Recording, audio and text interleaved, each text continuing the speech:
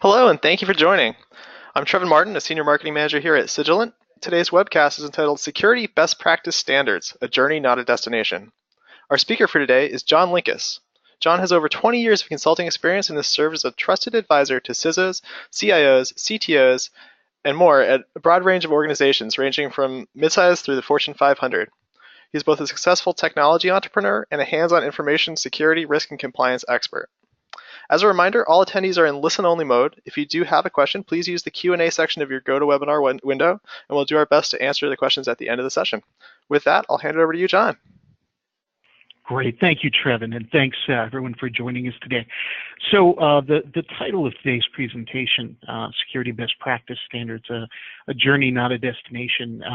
This is really something that I think any of us, and I'm sure as many, if not all, everyone on the call today, understands that as a security practitioner, this is something that you learn over time, right? A lot of us in the security world, myself included, many moons ago, started out, for example, back in the HIPAA days in the mid 90s, looking at information security as really sort of a checklist approach, particularly when it came to best practices and regulations.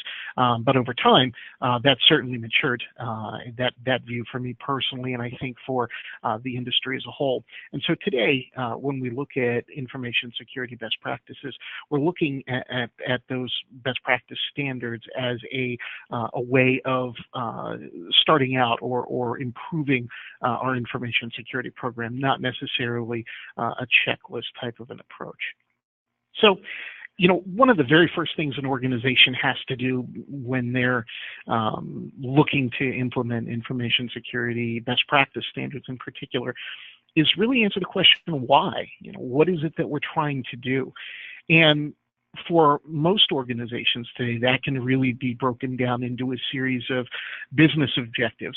And those business objectives, in turn, drive specific security objectives. So, for example, one common objective we hear in our clients every day on the business side is we want to make sure that we don't wind up being in the news for having a major data breach, right? We don't want to be the next, we don't need to name names here. I think we all know some of the major organizations, particularly the past month or so, that have had major data breaches. So that's a business objective. There's not really any technology being explained there. There's no security being explained there. It's just we don't want to wind up in that scenario. But as a security director or CISO or security manager for your organization, you have to be able to translate that business objective into what that means for your organization in security.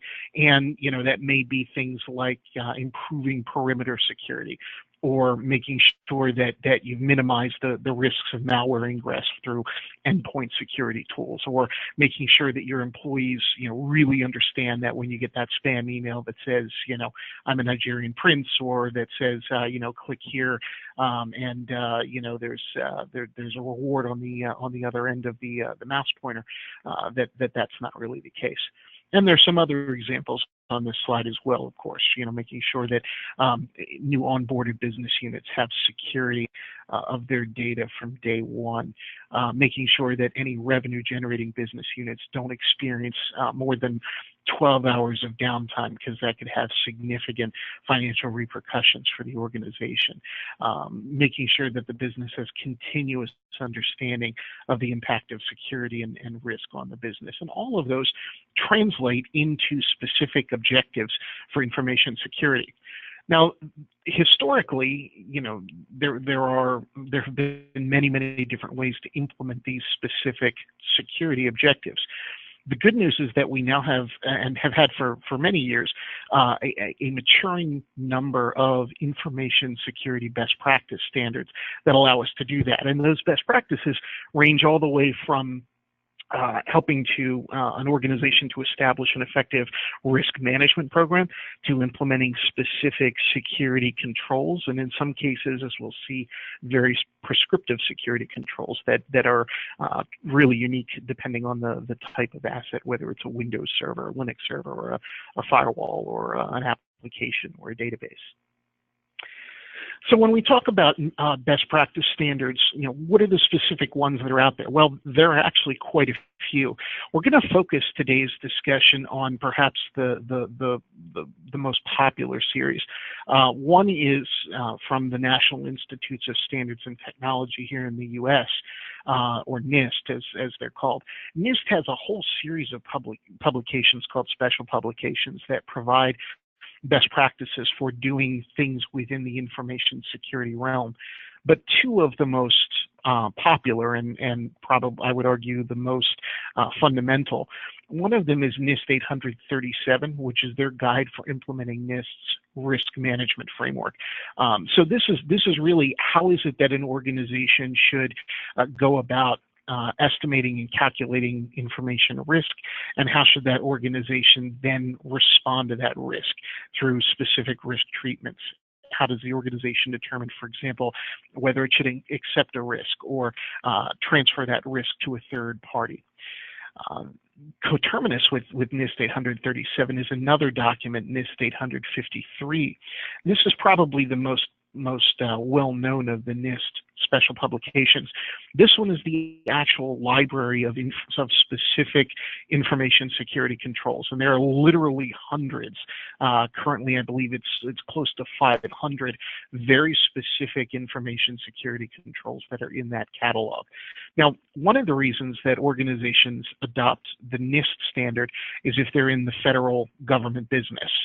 United States federal agencies have a law applied to them called FISMA that requires them to implement a risk management framework and specifically to implement the security controls within NIST 853.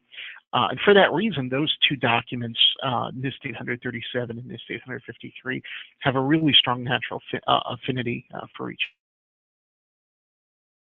other. On the other side of the coin are two of several international standards from the Organization of International Standards, which is ISO, because of the way that adjectives work in the French language, which is what it's based in. It's ISO, not OIS. But ISO actually has several analogs to what NIST has. ISO IEC 27001 is a guide to building a complete information security program, including descriptions around risk management, planning, support, operations, measurement, and even continuous improvement of the overall information security program. ISO is a very, very popular standard. It's popular across different industries and different nations. And in fact, there's a formal certification process so that an organization that seeks to implement ISO 27001 can actually get certified in their implementation of it, so that basically they get to advertise the fact that, hey, we have a mature information security program. Similar to the way that NIST has a publication for risk management and another publication for specific controls, ISO also has one for specific controls, which is ISO 27002.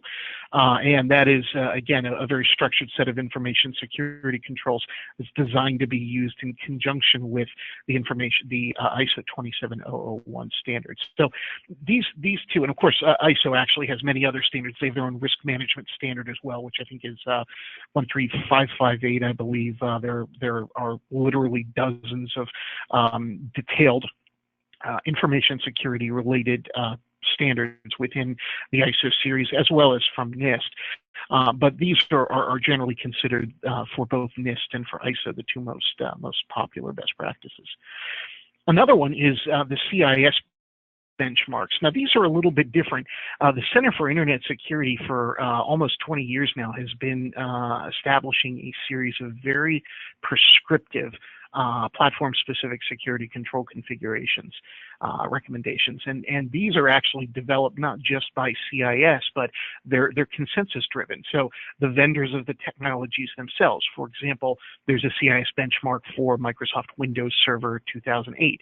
That best practice of security configuration for that operating system includes a lot of recommendations directly from Microsoft, as well as from other companies that have deployed Microsoft solutions. So, your big four consulting firms, for example, companies like Dell and Amazon that have learned over time what are the good ways and bad ways to implement those controls.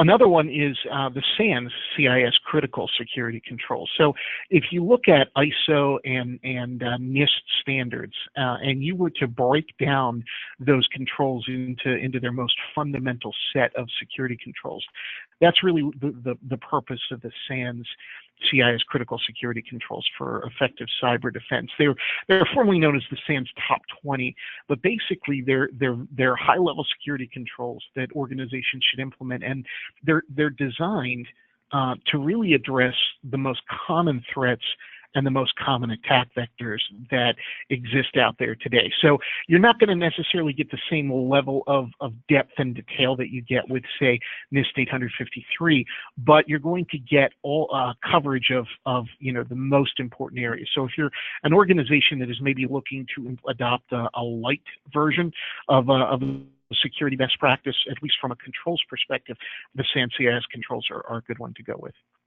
And of course, as I said before, there are many, many other best practice standards out there. A lot of countries actually have come up with their own, and many of them are extremely good. Probably the best example of that is the United Kingdom, which over 20 years ago created their own British standard called BS 7799. Well, that was actually adopted by the ISO, and that became ISO 17799, and then later, a few years ago, about 10 years ago, ISO renamed those standards, and that became ISO 27001. So there's a lot of feeding of these national level security standards into the international standards community, which is great, because as an organization, what it really means is that you're getting an opportunity to sort of learn and adopt many of the best practices that have been that other organizations in other countries have learned the hard way are the right things to do. So let's talk very briefly about what isn't an information security best practice standard. So for us, I think many of us are familiar with other security standards that exist out there, right? PCI DSS, HIPAA, Sarbanes-Oxley. Generally, I don't consider those to be best practice standards. They could be applied as such, but here's the problem. They're not generalized. They're designed to do something very specific. So for example, PCI DSS is designed specifically to protect cardholder data. It's not designed for healthcare data. It's not designed for other types of data. It's designed, the controls are really geared specifically toward cardholder data environments. And if you look at PCI DSS, a lot of the security controls that are mandated in there, for example, some of the encryption requirements, are really way overkill for everyday use in systems. They're perfect for systems that process, create, transmit, or otherwise work with cardholder data. But for other systems, it's really a little bit extreme. And an organization that were to try and use PCI DSS as their security standard would find two things. Number one, there are actually some gaps between what PCI DSS covers and what a more complete best practice like ISO or NIST covers. And second of all, they would find that the cost of implementation to do PCI DSS across the board inside the organization would just kill the budget. Same thing with HIPAA. HIPAA is very focused on healthcare information, and if you read the HIPAA security controls, in fact, NIST as a federal agency, because HIPAA is a U.S. federal law, NIST actually has their own guidelines on implementing HIPAA security controls. And as you might imagine, they're very highly focused on access control, making sure that only the right people have access to HIPAA data. What there isn't as strong of a focus on are other areas of security, for example, availability. And so, again, if you take something like HIPAA, that is a law that was really designed for a specific type of data, or something like SOX, which is designed for a specific specific business process, what you're going to get is gaps there. And again, SOX has the same problem, right? SOX is focused on the integrity of financial transactions. It's focused just on financials. There's not a lot of in there to address the confidentiality or the availability of data. So what are some of the common threads when you look at these best practice standards? As I mentioned earlier, a lot of them are trying to do the same thing. And the good news is these are not completely separate, disparate standards and objects. They're not just sort of all floating out there saying to do different things. There's not a lot of contention between them where like NIST is saying to do X and ISO is saying no, don't do X, do Y. The reality is the relationship between these standards is a Venn diagram. So if you look at something like the CIS benchmarks, which again are very prescriptive and they're very, very system specific, there's some overlap within the CIS benchmarks with, say, NIST 853 controls, because NIST 853 says things like, hey, you have to make sure that your endpoints are patched, you have to configure your endpoints and with certain types of controls to be secure. Well, same thing with ISO 27002. And again, you have a lot of overlap there between what NIST 853 and ISO 27002 say about each other. Then you have something like the SANS CSE Top 20, which again is really almost just a subset of the intersection between NIST and ISO.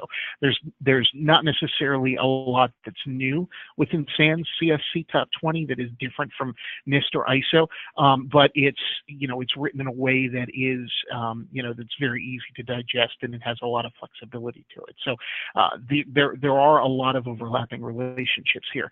Where these best practices tend to overlap is in two areas. Number one, in terms of the basic control descriptions, right? So let's say something like patch management. Each of the ones that are listed here says, your system should be patched on a regular basis.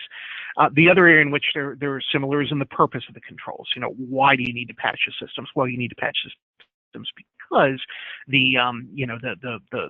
they become very common attack vectors for emerging malware that comes out. But there are areas where they differ, and really the two areas are, number one, in terms of the depth of control or the prescriptiveness. For example, the SANS CSE Top 20 says, hey, you need to secure your endpoints, as does ISO 27002.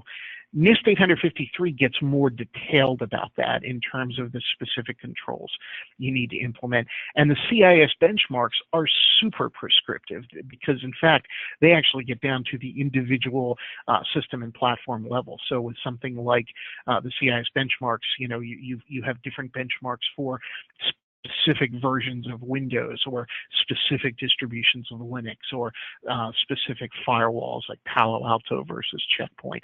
And all of these, this prescriptiveness can vary between, between platform and between standard. The second area where they differ is in terms of the specific security attributes. For example, something like the CIS benchmark may say that, hey, the default level of encryption that you set on a certification authority within Windows Server 2012 R2 should be 512 bits on the encryption key length, whereas something like NIST 853 may say that it's something more stringent, like 1024 bits on the key length. So you do get some variances in terms of the stringency of those security controls, but the good news is that rarely is there contention, and in fact, organizations will very often adopt multiple of these standards. We very often see our clients who adopt, for example, ISO 27001 and 27002 as their security management framework and their security controls, individual security controls. And then at the same time, they'll augment those with CIS benchmarks because those get to a really prescriptive level that the ISO standards don't. But the good news is they don't conflict with each other. They're very complementary to each other. So we were just talking about, this overlap. So what does overlap? Where are the most common areas of overlap between different standards out there? Well, We've taken three, NIST 853, ISO 27002, and the CSC stands top 20 because those are security control sets. And if you look at those, the areas that have the most overlap of the 5 areas, number one is a risk management capability. All of them say you really need to make risk-based decisions for control selection and enforcement, right? You need to be able to establish metrics for risk, and you need to ensure that risk management is continuous. That one is pretty much universal. And in fact, it's really the preamble to NIST 853 and ISO. Number two, information security monitoring. And today, almost all of these standards really recommend that be continuous monitoring. So not just simply going in and, hey, let's look at the logs on a daily, out of the SIM on a daily basis, but really having continuous monitoring of security data from your critical assets. Now, depending on which standard you're looking at, again, NIST 853 is a little more prescriptive. That may include events from, devices, operating systems, databases. It might also include more than just events. It might include things like net flow, flow data from network points, ingress and egress to and from the environment. But having visibility into that security data is absolutely critical. The third area is asset patching. So this is really making sure that patches and in particular security critical patches directly from vendors are implemented on a timely basis. I think, right now, more than probably at any other time in information security recent history, are we all painfully aware of that with the Equifax data breach from last month, right? The underlying root cause of that issue was a lack of a patch to a piece of open source code. And so, if there's ever an example of where it's absolutely critical to ensure that assets are patched, that's it. Another area is vulnerability management. So all three of these best practices basically say, hey, listen, you have to be able to detect and mitigate known vulnerabilities in your environment. You have to be able to detect those on a regular, recurring, periodic basis. And you have to also make sure that the remediation is tracked and that mitigation is verified. Because it's one thing to say, hey, we've discovered a vulnerability. It's a different thing to say, hey, we're going to address that vulnerability, particularly if it's a critical or severe level vulnerability within a defined period of time, say 24 hours or a week, whatever is appropriate for your organization, and we're going to be able to track that so that we can track the improvement of hopefully improvement over time.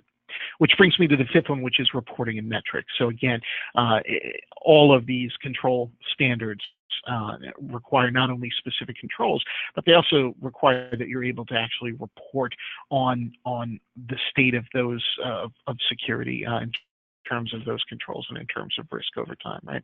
And that means being able to demonstrate your progress, or if unfortunately, if it happens this way, your regress over time related to security. So how does an organization actually implement those security best practices, regardless of which ones are most appropriate for them? If you're a federal agency, for example, or you do a lot of business with the federal government, sometimes, very often, NIST 853 will be the right set of security best practices to go with. For many other organizations, it's ISO. For organizations that are looking for a very focused approach, it's the SANS CSC Top 20. Well, regardless of which ones you're looking at, it really starts with defining those objectives that we talked about, right? What is it that you want to achieve, both at a business level and at a security level? How long until you want to be able to achieve it? And then how are you going to measure it? That should lead then into leadership. And for leadership, for implementing security best practices, you really need typically an executive sponsor. If you're the CISO of an organization, that's great, but find someone that is a peer or above you in the organization structure of the organization to help carry that message, particularly over to the senior executive board. That also means building your program leadership. Who's going to build and implement all these controls? Who's going to monitor them on a regular, ongoing basis? Who's going to report on their success or failure? The third phase is planning. This is where you conduct an initial risk assessment. Why do you need to do that? Because again, all of the security controls frameworks, the NIST 853, the ISO 27002, the SANS CSC Top 20, they're all based on the assumption that you're going to implement the controls that are going to most mitigate risk, and you're going to implement them in a way that mitigates the risks that exist for your organization. So conducting an initial risk assessment is really critical, and figuring out, what are going to be our risk treatment options, and what are our risk treatments for specific risks that we've identified. That'll lead into standard selection and control selection for your organization. Next is deployment, making sure that your organization is aware that, yeah, hey, we're going to be implementing these security controls. What does that mean? That usually means some sort of a communication plan.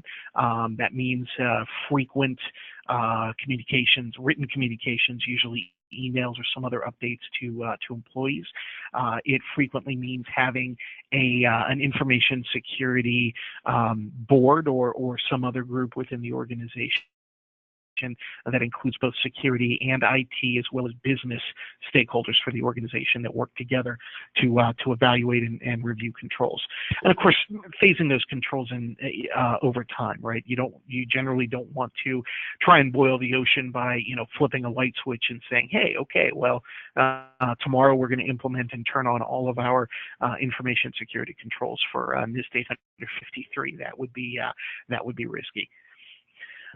Next is operation, making sure that you have ongoing risk management, controls adaptation capability, meaning that if our risk changes over time, maybe because we've bought a new company, or maybe because there's a new threat out there that we just found out about, or that was just discovered in general, or we're changing the way that our employees work, and we're allowing more employees to work from home. Well, all of those are going to affect and impact risk within the organization. So it's important to have an ongoing assessment of that risk. And what that can sometimes mean is either an adaptation of controls, where you either have new controls, you get rid of controls that aren't needed anymore, or you adjust them in some way.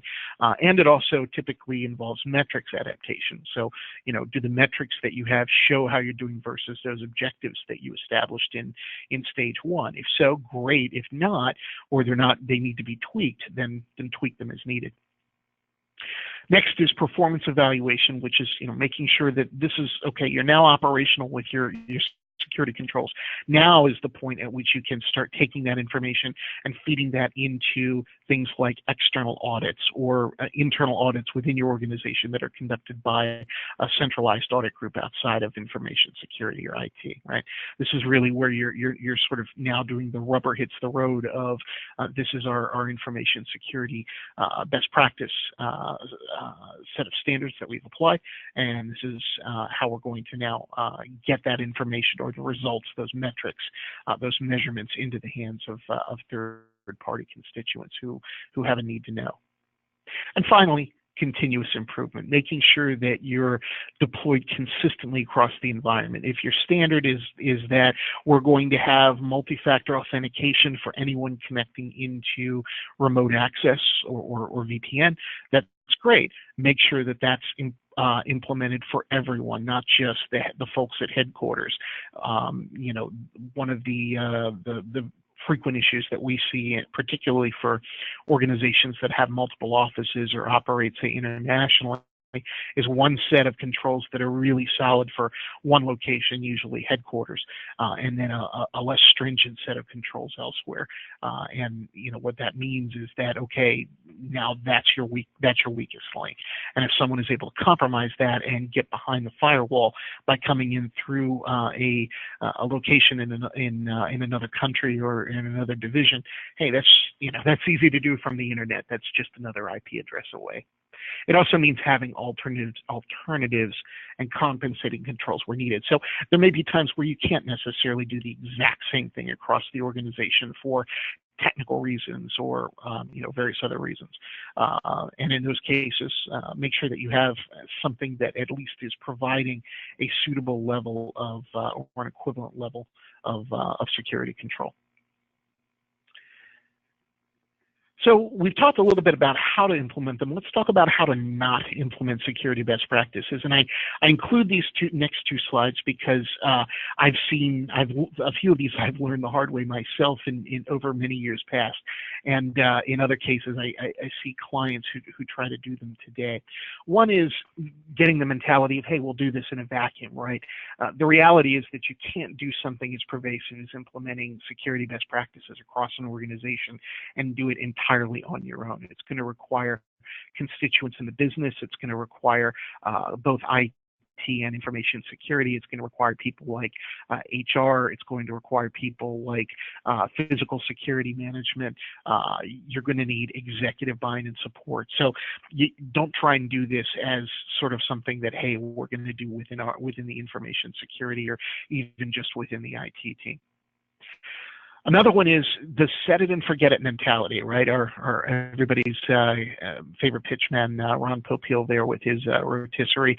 It's the same thing there, right? You can't really just set an information risk program and forget it, because if you do, it can still maintain, be operational. But if you're not doing things like periodically reconducting your risk assessments and tweaking your security controls over time and your measurements over time, what's going to happen is you're going to wind up with a security program that drifts out of alignment with your actual business.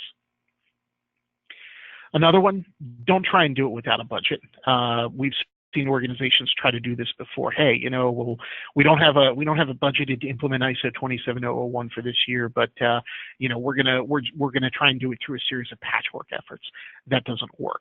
You wouldn't launch a new product without a budget, and the same should apply to something like implementing security best practices. Also, don't try to do it as a pilot program. Where you say, okay, hey, we're gonna implement the security best practices just within one area of the business, like HR or finance, and then we'll expand it out from there. And the reason why it's difficult. First off, it's difficult to do that because a lot of these security controls generally don't scale down well. They scale up, but not down. And what happens is, even if you get that done, you'll probably wind up being in a perpetual beta state with your security program. Now, as everyone saw in the title of the presentation today, security best practice controls are implementing them is really a journey, not a destination.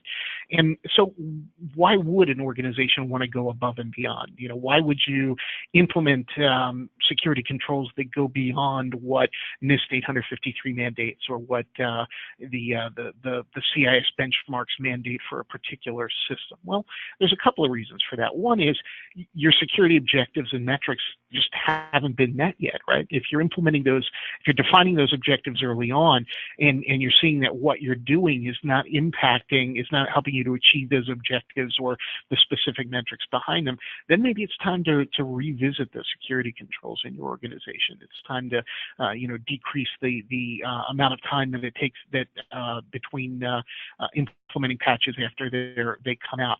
Maybe it's time to increase your level of security awareness training, or increase the frequency of your vulnerability scanning and remediation, depending on what your specific objectives and metrics are. Another reason, of course, is because you experience an incident. Now, it's important to note that every organization, as we all know, there's no such thing as 100% information security. Every organization will experience incidents. Some organizations, even if they've implemented good security controls, are still going to experience incidents, and that doesn't necessarily mean that they were really deficient in terms of the overall security program. It means that maybe there's a specific control that needs to be adjusted or changed. And that's a good time to revisit a capability maturity model, which we're going to talk about in the next slide. And then finally, special cases. We said earlier that security program has to be flexible within an organization. You want to make sure that you're consistent in terms of the level of protection, but the actual tools and the actual controls that you use may be adopted and adapted. Examples of that, encryption, multi-factor authentication, network segmentation. If you've got an extremely valuable data asset, those may be more stringent than than what NIST 853 prescribes, or what ISO or the SANS CSC Top 20 prescribe. So I mentioned capability maturity models. Well, how do you measure how much maturity that you need? How far down the rabbit hole should you go? Well, the great way to do it is one great way is through a capability maturity model, or CMM. That helps you to determine the right level of security. Now, not every security control has to be implemented to the most mature level, but it helps to put I'll draw a line in the sand. So, for example, when it comes to a type of security control, say, let's say backups and data retention, right? Which is one very common security control that tends to get addressed by multiple standards. Maybe the target is to get to a managed level, right, where you've got backup processes that are implemented in a managed way, but maybe not to the point where you've got you're really implementing stuff to the point of it being relevant and meeting all of your projected enterprise goals. So set capability maturity levels as appropriate for your security controls so that you're meeting expectations. This also helps because it allows you to get quick wins. Because if you can say, listen, today we have nothing relative to patch management, but within 6 months we can get to at least a level 1, and then within a year we can get to a level 3. That gives you something to target, rather than saying, well, it's going to take us 3.5 years to get to a level 5 for the organization. So the capability maturity models are really helpful for helping to define that. And of course, coterminous with setting that line in the sand is actually measuring your success levels. Now, what I've included here are before and after measurements. These are actually measurements over time for a client where we implemented the ISO 27001 and 27002 standards, and we had some before and after measurements. And what you're seeing here are two metrics that indicate the success of the program. The first one is the average amount of time to resolve a security incident in hours, which went from 5.5 hours at the beginning of 2016 to less than 2 hours at the end of 2016 as various security controls were implemented and processes. And the other one on the right is the percentage of critical system vulnerabilities that were addressed within 24 hours. So this was, okay, we've identified, that we have a critical vulnerability. How many of those get resolved within a 24-hour period of time? At the beginning of last year, that percentage was less than 25%. As of the end of 2016, it was at 97%, and today is very, very close to 100%. So these are examples of metrics that you can use, whether they're graph metrics like this, key risk indicators, key performance indicators, any of those metrics that you can use that will help you to measure the success of your program. And finally, best practices for implementing security controls. Again, don't try to boil the ocean, right? You don't want to do too much too soon. Use that capability maturity model to establish set points for success and even plateaus in your best practices adoption. Also, don't implement stuff that isn't applicable to your environment. Just because ISO 27002 includes an entire section on, managing the software development lifecycle, if you don't do any internal software development, a lot of those controls are not going to be relevant to your organization. So it doesn't make sense to try and implement them. Also, know your priorities and dependencies. So some best practices are going to have, or some security controls and processes are going to have to control before others. I'll give you a great example of this. We had a client who said, hey, our biggest problem is security awareness. So the very first thing we want to do in our program is conduct some security awareness for our teams. And we said, well, what are you gonna give them awareness on? And they said, well, don't click on spam and things like that. And we said, well, it would really make sense first to have a written security policy that says, okay, here are the acceptable use standards for the organization. Here are the things that employees should and shouldn't be doing. And if you establish and socialize those first, then see what your employees do. See if that makes an impact. That's going to be a lot better than simply going in and say, don't do A, don't do B, don't do C, and then not have any documentary evidence that they can go back to that says, well, you didn't tell me to do D, and I did D, right? Again, flexibility, very important. Security program is there to support the business, not to control the business. It's really about discovering and mitigating risks within the organization. And again, it's okay to implement multiple security processes or controls to solve the same type of problem, right? So, a great example there, if you've got multi-factor authentication, maybe you use physical token-based multi-factor authentication for system admins, but phone or SMS-based authentication is okay for regular users. Why? Because, well, phone and SMS-based authentication is less secure than something like an RSA Secure ID token, but it's sufficient for those users because those users aren't going to have administrative or privileged access to systems on the back end. Okay. And now I'm going to take a few minutes before we finish up and take questions and demonstrate SOC View from Sigilant. So for those of you who aren't familiar with SOC View, SOC View is a hybrid technology that combines the best of continuous monitoring, patch management, and vulnerability management into a single platform. The SOC View platform is actually also a managed platform, meaning that Sigilant maintains data centers throughout the world that provide follow the sun 24/7 by 365 monitoring of these services for your organization. So they will tell you when an unusual networking event has occurred that comes in through the SIM component, the monitoring component. They will tell you, and you will be able to generate reports on when systems are not adequately patched. Same thing with vulnerabilities. So I'm going to actually pause my screen here for just a moment. And I'm going to log into the Sigilant platform, SOC View.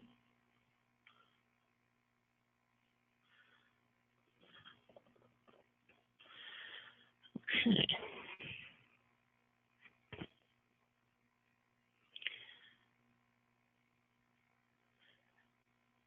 And now what you're looking at on screen is SOC View. So as I mentioned, SOC View is a hybrid service. The SOC View technology itself captures data from within your environment. And what type of data? Well, security monitoring related data, vulnerability related data, and patch data. Best of all, the vulnerability and patch data is fully and capabilities are fully integrated. You don't need to buy an additional vulnerability scanner tool. The vulnerability management, for example, within SOC View is licensed from Qualys. So if you're familiar with the Qualys vulnerability scanner, that is embedded within SOC View and included with your license for the product. And of course, the same thing with patch management. We license commercial patch management technology. So and of course, the security monitoring, the SIM is our own and our own proprietary technology at Sigilant. So from within here, what I'm actually looking at is what a typical user or company would see that has subscribed SOC View. And from here, I'm looking at a couple of different things. I can look at my security monitoring data, my patch-related data, or my vulnerability data. So what I'm looking at right now are a number of incidents, for example, that I have open. I can see in my dashboard my top source and destination IPs. I can see my overall security health score in the upper right corner through a very straightforward Gaslight chart. And I can also look at trending data. So I can see, okay, well, what are the number of high, medium, and low incidents that I've had over a period of time? And I can see that both from an incident perspective as well as from a ticket perspective. And why are tickets important? Because again, SOC View is a managed technology. So that means that Sigilant Security Operations Center personnel are continuously monitoring your particular instance of the SOC View platform. Now, you of course have complete visibility into seeing everything that I'm looking at today, but in addition to that, I can also, as a customer of SOCView, open it up and create tickets, assign those tickets for resolution internally within my organization, and I can also receive tickets and communications back and forth with the Security Operations Center team. So from here, if I want to look at my my open incidents, and I can see what my actual specific incidents are, I can see that I've got one that's a high level here that I'm curious about. So I'm going to go under Action, and I'm going to pull up Incident Details. And what this is actually showing me is the incident information that comes directly from the captured source. I can see what the type of incident is. I can see what the name of it is. You know, what the severity level is, what the vendor's own alert code is for that. When I saw it the first time and the last time for that information. I can also then do a excuse me, an alert drill down, and the alert drill down is going to show me the alert details, which is the actual raw data. So this data actually came from a SonicWall device within our within Sigilant's demo and test environment. So if I need to get down to the individual raw log file level, I can absolutely do that. But of course, most of the time I'm going to be operating within the summary data and summary information that I'm seeing within SOCView. Now from within here, what I can actually do is I can go in and create an open ticket. I see we have multiple tickets that are already opened in here. And what would those tickets be? Well, if certain incident types are occurring on a regular basis, and there's a mitigation or resolution to that, I can define what that is, go in and create a ticket for another user within my organization, or I can assign it to or have it assigned to one of my people from the SOCView SOC team. But the idea here is that no matter what type of an issue or incident that we have a full-blown integrated ticketing system that will allow us to track all of those, so that again we can look at those at the information related to those tickets over time, so we can see trends of what was closed, how long it took on average for a ticket to get closed, etc. Why is that important? Because that ties back to our discussion earlier around metrics and measurement of implementing your best practice standards. From security monitoring, I'm going to go over to vulnerability management. So from here, again, what I'm seeing are common metrics. I'm looking at my vulnerabilities by status all time, how many are open versus how many are pending remediation, validation after they've been remediated, how many have been resolved. I can also see what my top 5 most vulnerable assets are. So I obviously have some issues with these 3 particular systems. They have the largest number of outstanding vulnerabilities. And I can also see what my most common vulnerabilities are, right? I can see that, you know, I've got some SSL-related vulnerabilities that seem to be the lion's share of my my most common vulnerabilities within my organization. Similar to the monitoring, I can look at my vulnerability trending over time, so I can see, you know, year by year in this case, what we're doing in terms of vulnerability status trends as well as severity trends. And I can see what my the abstract average risk score number is, and I can see whether that is heading up or down related to vulnerabilities. And again, that's really based on how many vulnerabilities I have today versus yesterday versus the day before within my organization. And finally, the patch management component. This is where we're looking at the critical patch levels of the deployed patches, rather, for all of our assets within our environment. And we can see how many missing patches we have out there that are critical, how many are recommended, and then how many are policy related. Similar to with the vulnerabilities, I can see what the systems are that have the most number of missing patches. And I can see what the most common critical patches are that are missing within my environment. And again, just like with monitoring, just like with vulnerabilities, I can look at my patch data over time as well and get detailed metrics around that. Okay. So that is a quick overview of SOCView from Sigilant. And again, you know, the real value of a platform like SOCView, particularly if you're going to be implementing best practice standards, whether it's NIST, ISO, CSC, et cetera, is that it covers 3 of those 5 areas that we talked about: security monitoring, vulnerability monitoring, management, and patch management, and the fact that it can report on those metrics and measurements over time. Covers the 4th of those 5 areas. About the only thing that's missing from SOCView compared to those top 5 lists is a full-blown risk management system. And if you've got an ITGRC tool or some other risk management tool, you can, you'll in concert with SOCView, will have a completely filled out solution for addressing those critical areas within best practices. Pause my screen for a moment and come back to our presentation.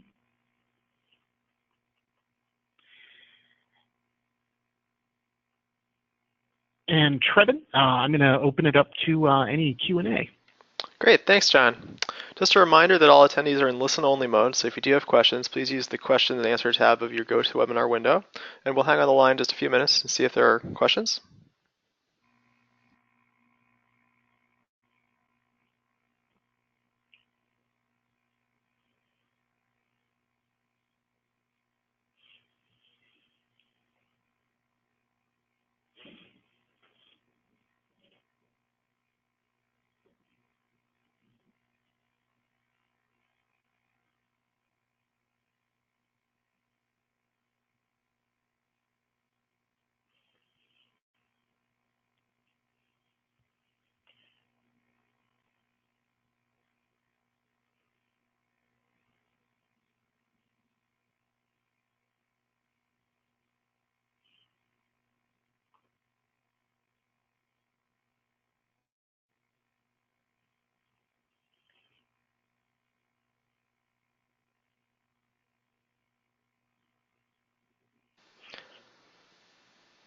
Doesn't look like we have any questions, so this will conclude today's session. Thank you guys all for joining, and thank you also to John. Absolutely, Trevin. Thanks very much. And again, if anyone has any would like any additional information about the SOCView platform, you can visit Sigilant at www.sigilant.com. Reach out to us via phone at 1-877-LOGS-RUS or info@sigilant.com. Thanks again, everyone. Thank you.